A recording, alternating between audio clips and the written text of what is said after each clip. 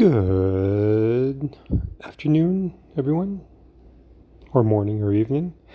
I'm just going to combine three different recordings from November 8th into one. One was done, early in the morning, one was done in the afternoon, and one was done in the evening. I'm just going to combine them into one recording. And they all kind of hit in the general same area of the target. So I felt that should be appropriate, and I might retouch on the same things here or there, but they're all generally the same, or of the same topic. All right, love you all. Enjoy. Good morning, everyone. So I'm making this recording real quick this morning. It's only 5:30 in the morning and not my normal, 3 a.m. call here. But it's my second day of no mushrooms, okay? So I'm testing now any withdrawal.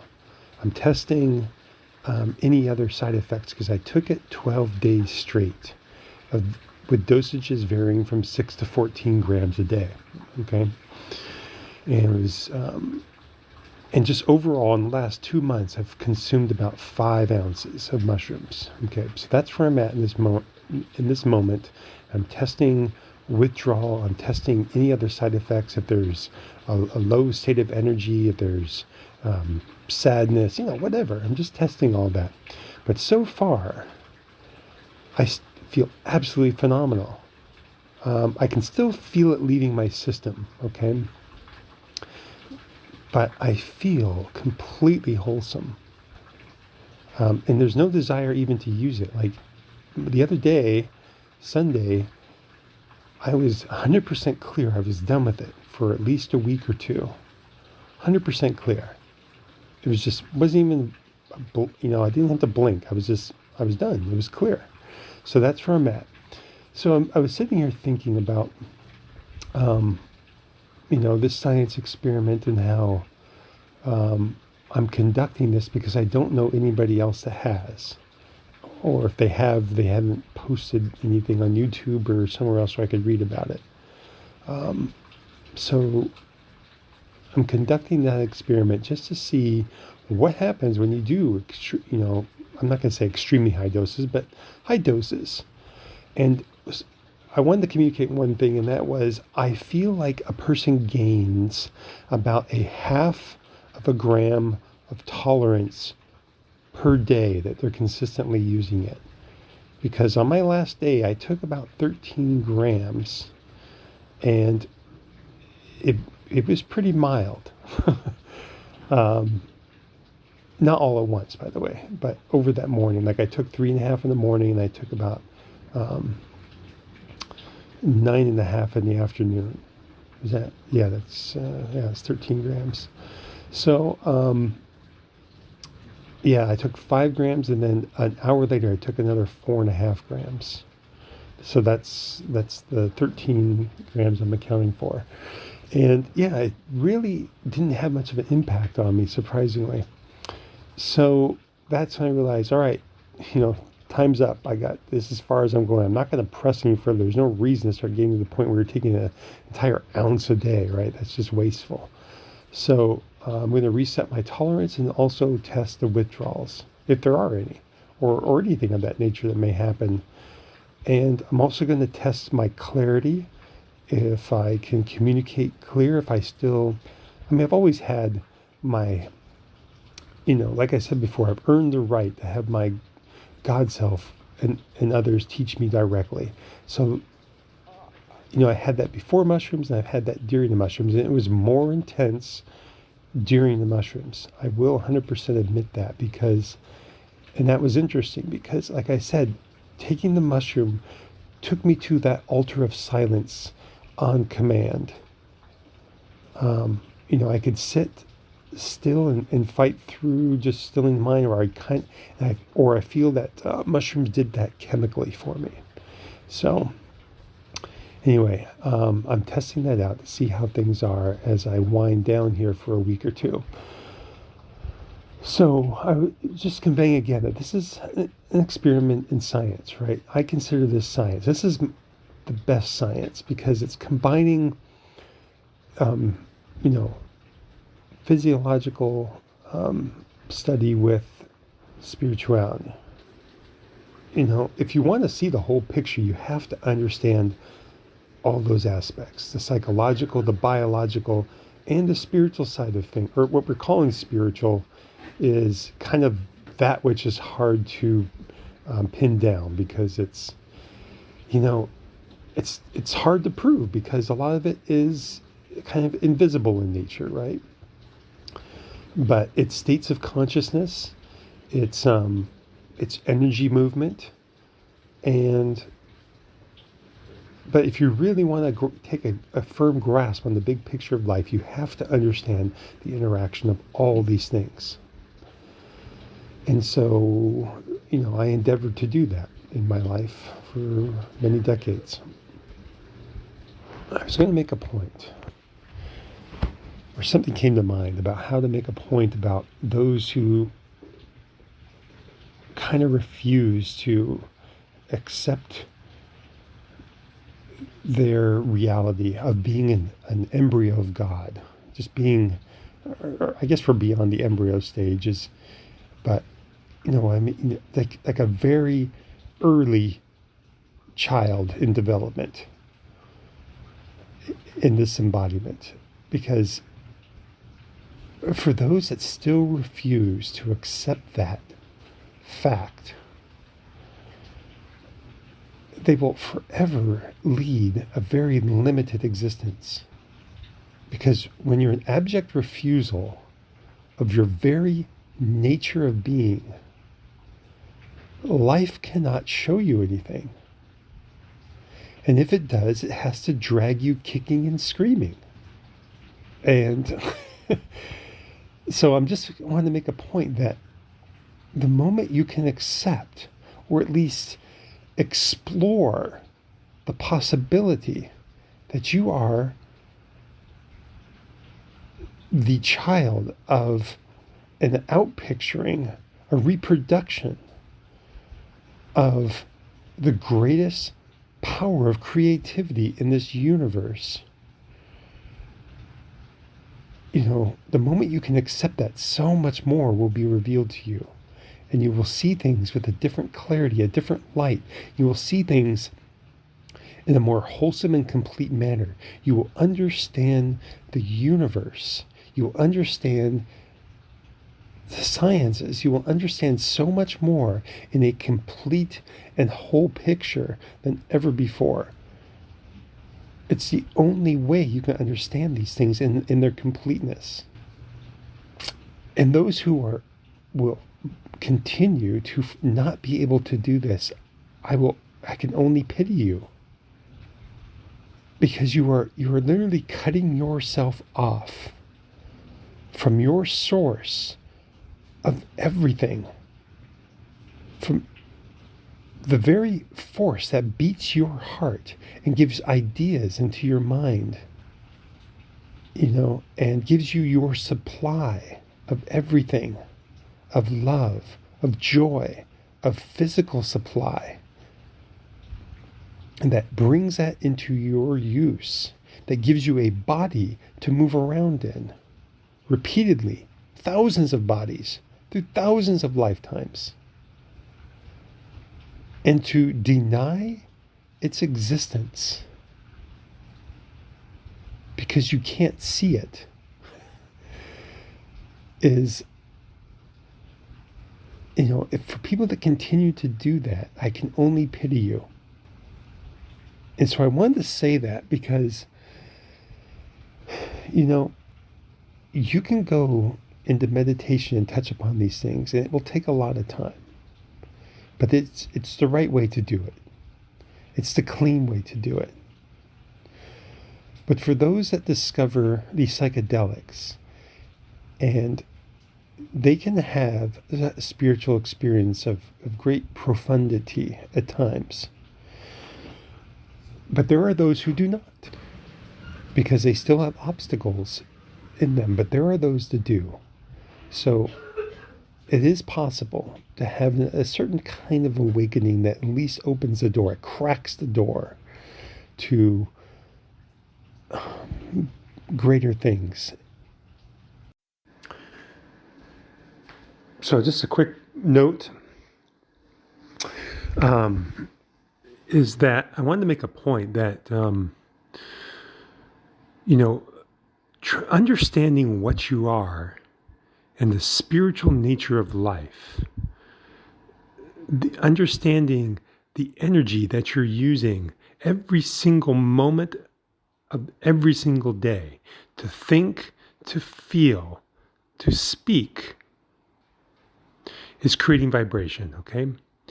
The simplest understanding of spirituality is that every aspect of your being, every aspect of your expression in life, every bit of physical substance you use is vibration. All physical matter is vibration. And to understand that your thought and your feeling and your spoken word is also vibration and is also creative. Because you cannot do anything in life without thinking about it first, getting a feeling about it, whether it's a good or wrong, bad thing or a constructive thing or a useful thing.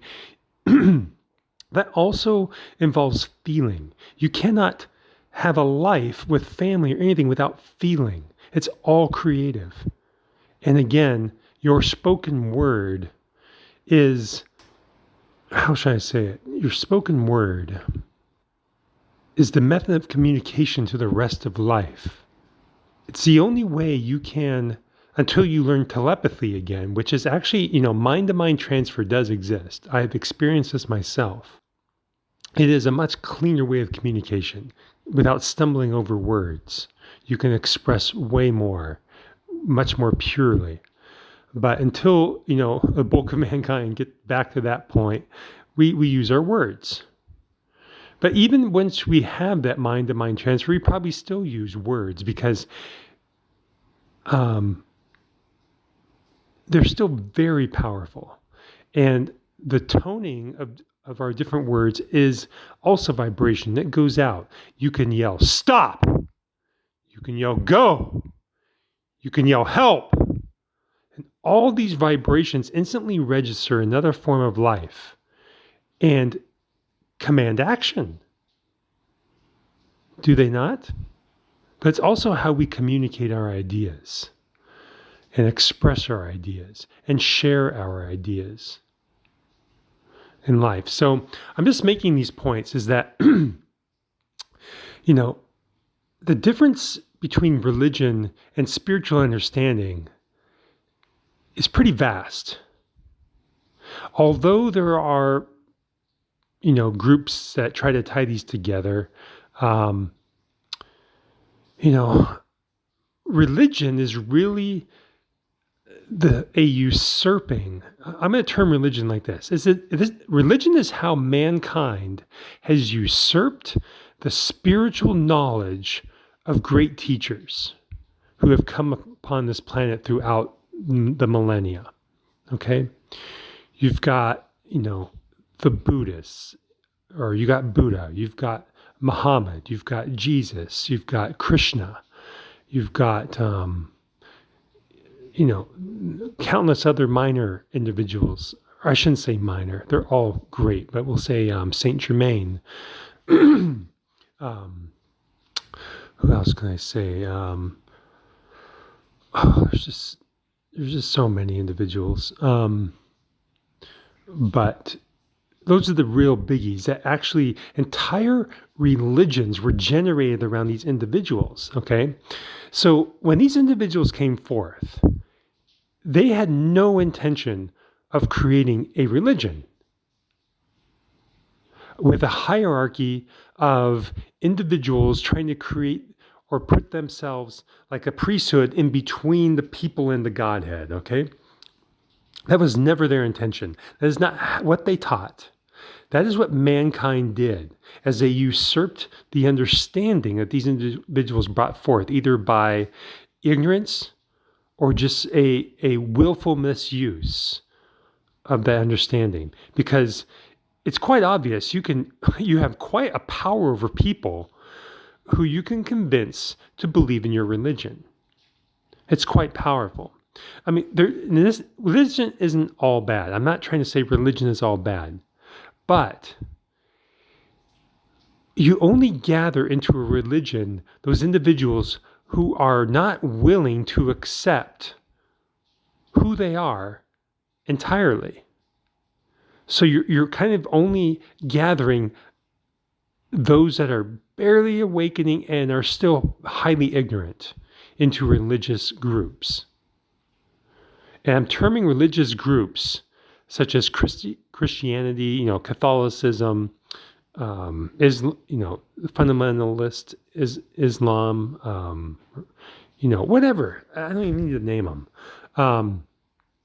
It's really, but anytime you've got a whole, business and corporation behind the religion, such as you do with all of our Christianity and much of Islam and the other large religions, Hindu, Buddhism, whatever.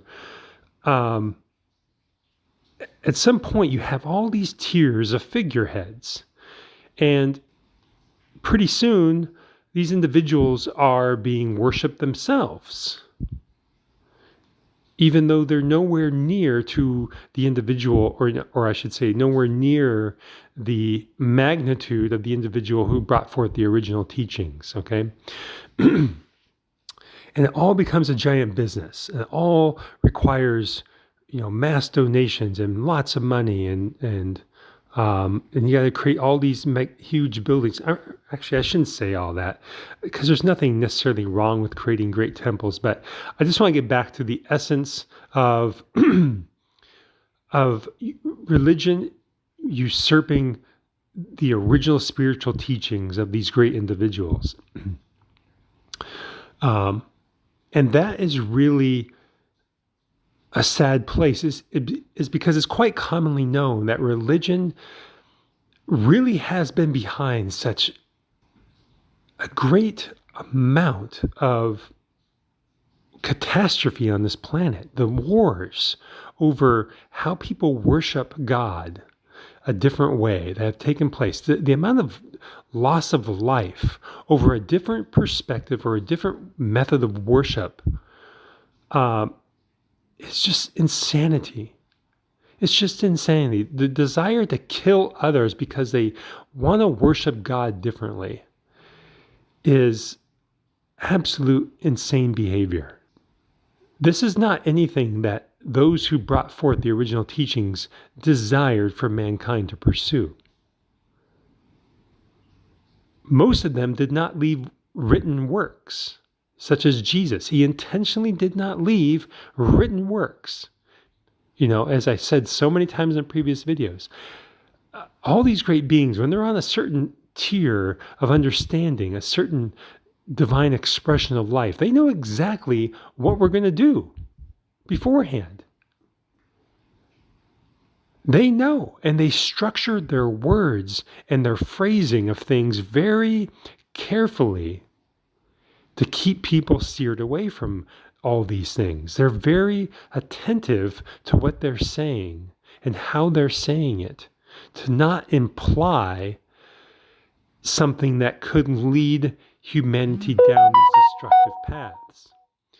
But nonetheless, the ignorance of mankind, there's no one fully grasps, what these teachers are saying at the time, because they're not on the same level. They do their best, like the disciples of Jesus. They did their best to understand, and they did their best to write things down.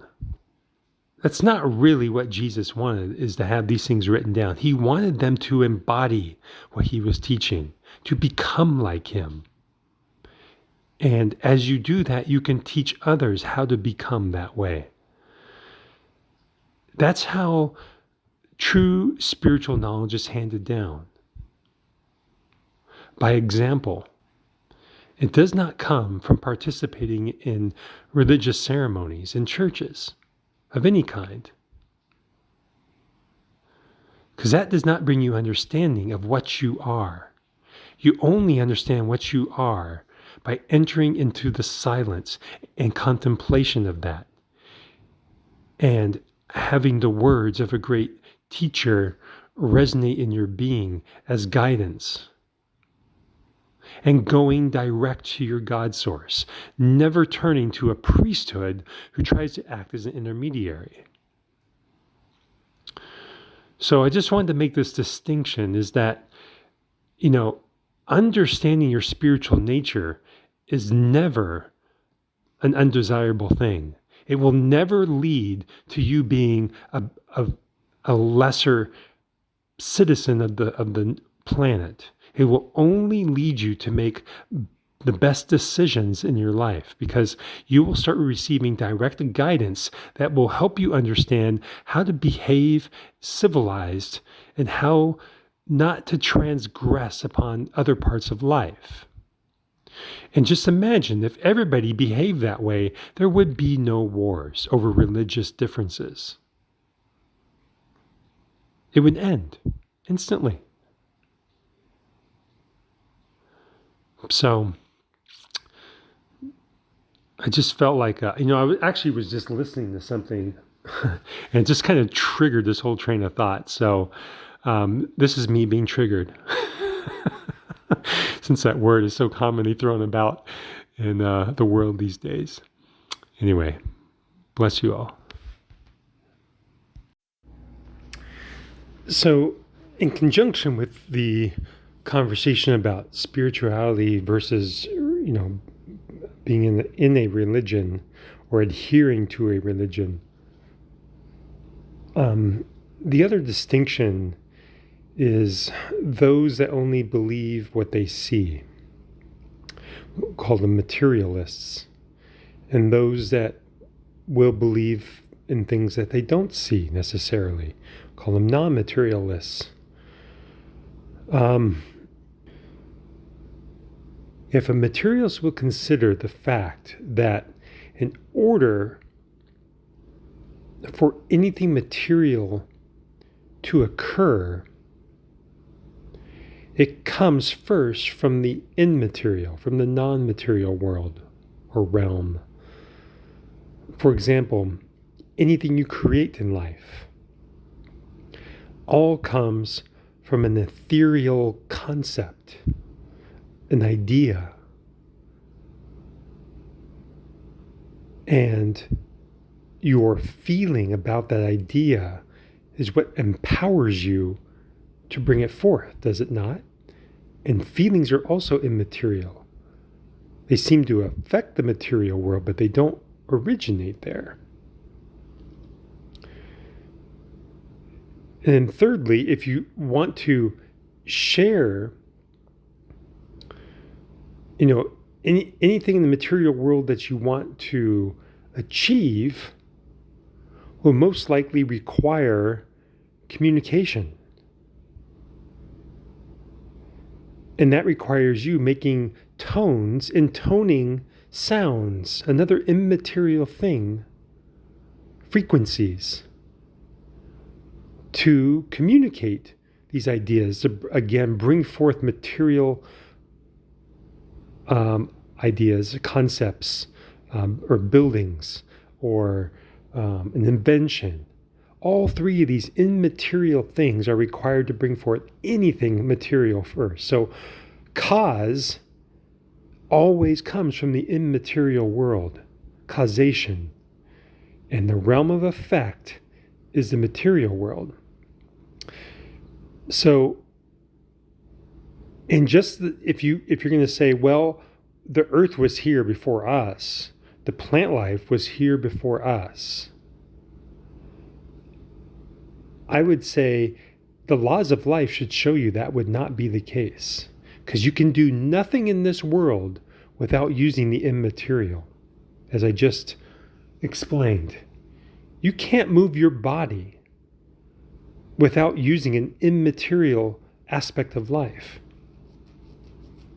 So even though it may appear to be a fact that earth was here, plant life was here, I'm going to say, if you go back far enough, you will discover that all expression of plant life, of animal life. And everything on this planet has been an expression from a being somewhere before us. And that was an idea from the immaterial world first. So I just wanted to, communicate that idea for those that may have trouble comprehending, spiritual talk. I'm not here to convince you to believe in any kind of religion. Absolutely not. Like I've said before, to me, religion is an obstacle in life. It is a usurping of greater teachings that have come forth at a much purer level.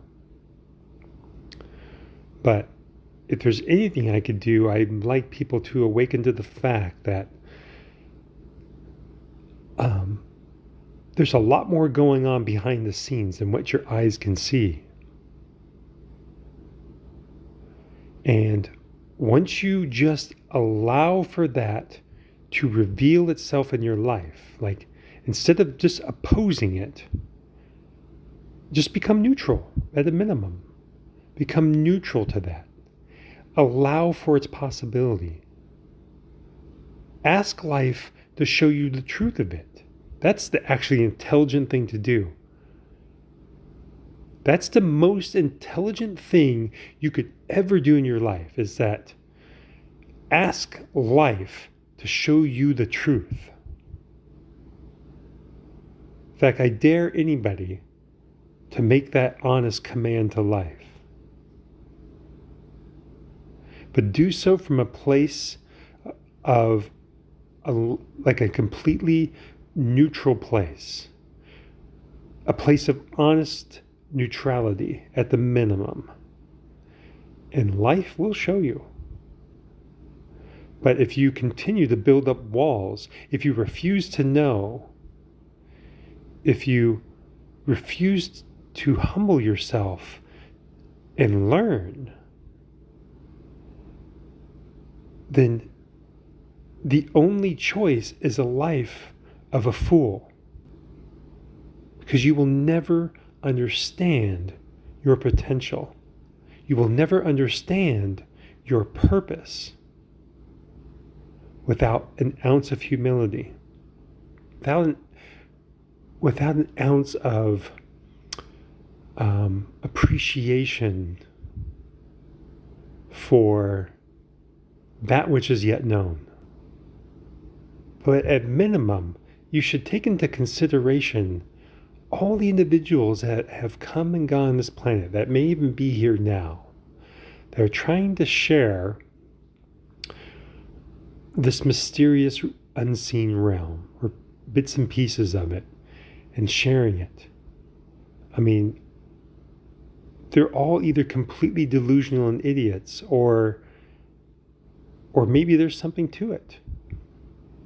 And that's really where I said before, the real teachers need to be ones who can demonstrate.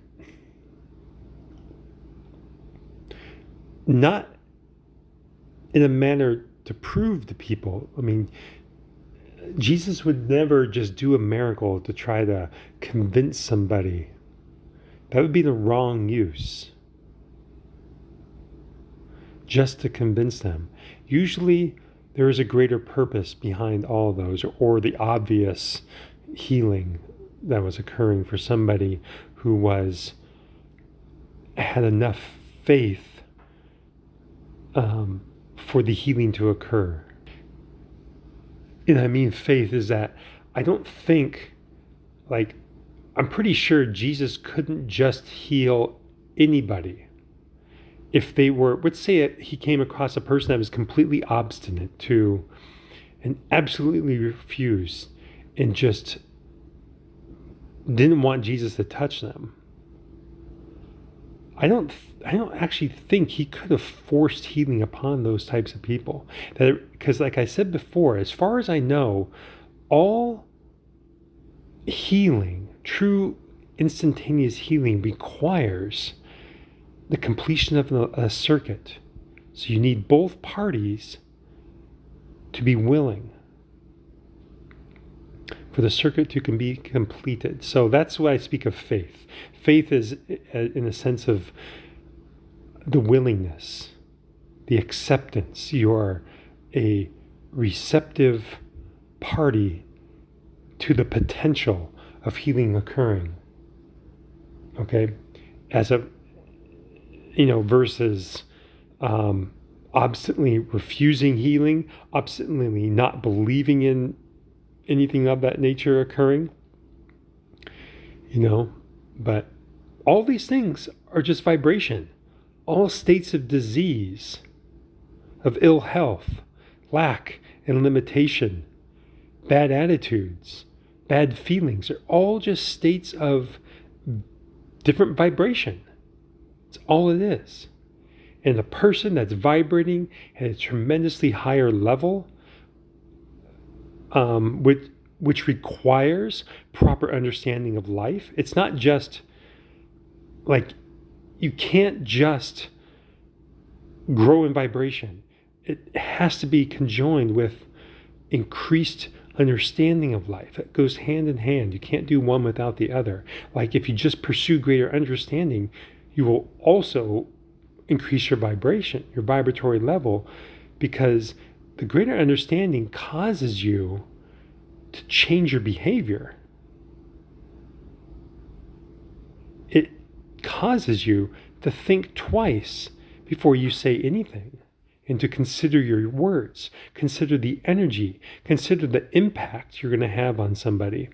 All these things are a change of behavior. All those changes of behavior will increase your vibratory action as you make self-correction, because you're naturally, once you understand the laws of life, will give you everything. When you choose to come into alignment with these basic principles of existence, you will naturally wish to do so, because not to do so would be absolutely foolish. And once you see the power of divine law in action, and you truly feel it to the core of your being, you will forever change your conduct. It'll be impossible for you to go back to the previous ways of being. You'll be permanently changed. And this is something everybody should wish for. And all this comes from the immaterial realm. But it doesn't mean you can't experience it. You can experience the immaterial and the material realm. You experience the material realm with your physical body, and you can experience the immaterial realm with your consciousness. And to deny one or the other is kind of foolhardy. It's like saying half of you isn't worth understanding. I'm only going to understand my right arm and my right leg, and I'm going to refuse to acknowledge my left arm and my left leg. It's that kind of stupidity that is actually, blinding most of humanity. So I'm just speaking about it kind of pointedly to put it into perspective, I hope. I find myself liking to speak with these things with a little more force than love. Because honestly, I feel that's what humanity needs more than gentle coddling. I think coddling is part of the problem we see permeating the world. But just realize, if you did not have a civilized society and you were a coddled individual, you would die very fast. That's something that civilized society has to be aware of, is that if you make things too easy, you will be weak. You'll be of a weak mind. You'll be of a weak body. And you will not survive unless other people support you. And that is not the way of life. The way of true life is that you make yourself a powerhouse of responsibility, of service, of proper behavior and proper expression to life. That's what makes you worthy of your existence. Yeah, so the last analogy I like to make is about muscles. If we don't use our muscles in a particular part of our body, they atrophy to the point where it becomes worthless. They can't function properly.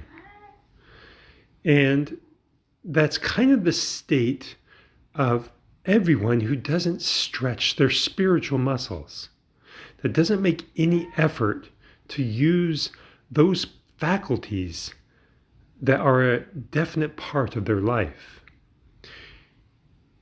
What you do not use, you lose.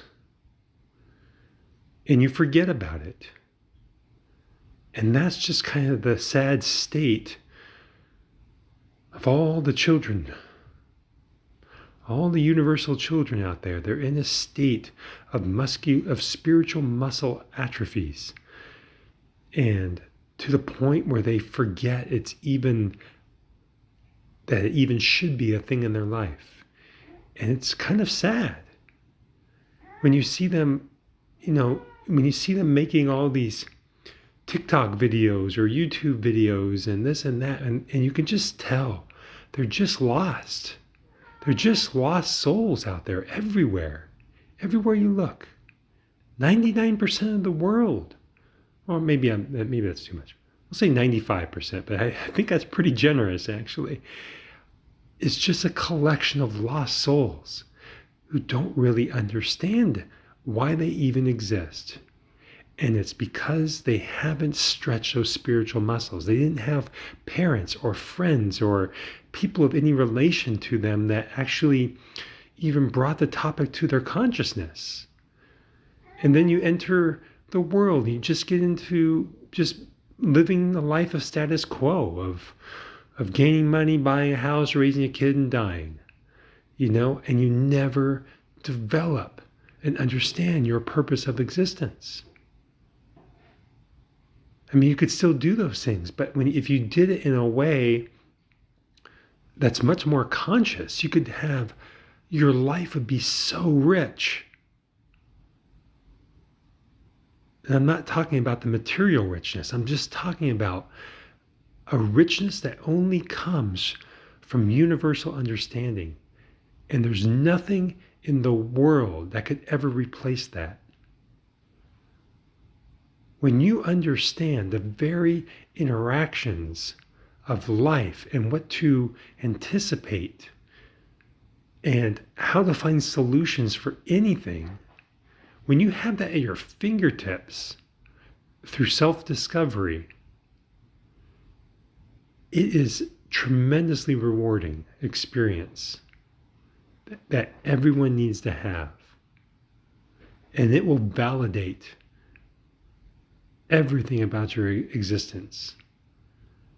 If you even experience that for a moment, it will validate everything. You will understand all the great mystics that ever came forth and what they tried to do. You will understand their teachings from a totally different perspective.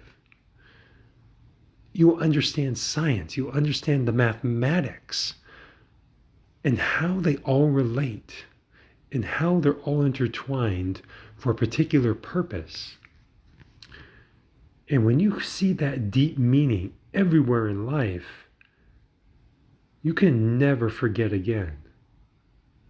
You can never become lost again.